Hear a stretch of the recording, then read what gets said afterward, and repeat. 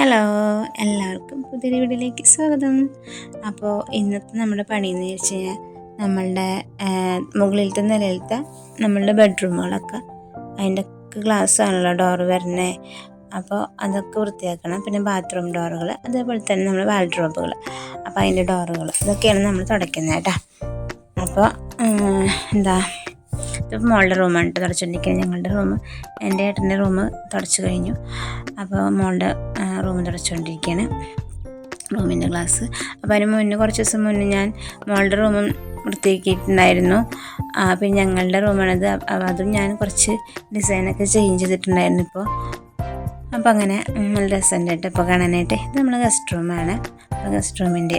അപ്പോൾ നമ്മൾ തുണിയൊക്കെ വെച്ച് സോപ്പൊക്കെ വെച്ച് തുടച്ചതിന് ശേഷം എന്നിട്ടാണ് നമ്മൾ പിന്നെ പേപ്പർ വെച്ച് തുടയ്ക്കാൻ കേട്ടോ. അപ്പോൾ നല്ല നീറ്റായിരിക്കും. അപ്പോൾ അങ്ങനെ കേട്ടോ, പേപ്പർ വെച്ച് തുടയ്ക്കണേ. സോപ്പൊക്കെ ഇട്ട് ഞാൻ തുടച്ച് കഴിഞ്ഞിട്ടുണ്ടായിരുന്നു.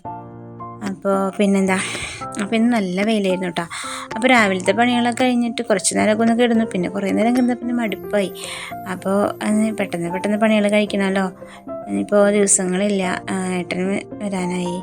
അപ്പോൾ പിന്നെ എന്തായാലും പിന്നെ ഏട്ടൻ വന്നു കഴിഞ്ഞാൽ നമ്മൾ ബിസി ആയിരിക്കും.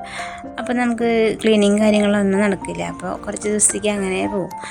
അപ്പോൾ ഇപ്പോൾ ആകുമ്പോൾ വൃത്തിയായിട്ട് ഇരിക്കുമല്ലോ. അങ്ങനെ മടി പിടിക്കാണ്ട് പണിയെടുത്തു. അപ്പോൾ ഞങ്ങളുടെ റൂമിൻ്റെ, എൻ്റെ ഏട്ടൻ്റെ റൂമിൻ്റെ വാൾഡ്രോബാണ് ഇട്ടത്. അപ്പോൾ അവിടെയൊക്കെ വൃത്തിയാക്കി തുടച്ച് നീറ്റാക്കി.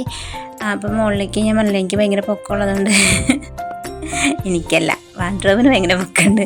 അതുകൊണ്ട് എന്താ പറയുക, എനിക്ക് എത്തൂല കേട്ടോ അങ്ങോട്ടേക്ക്.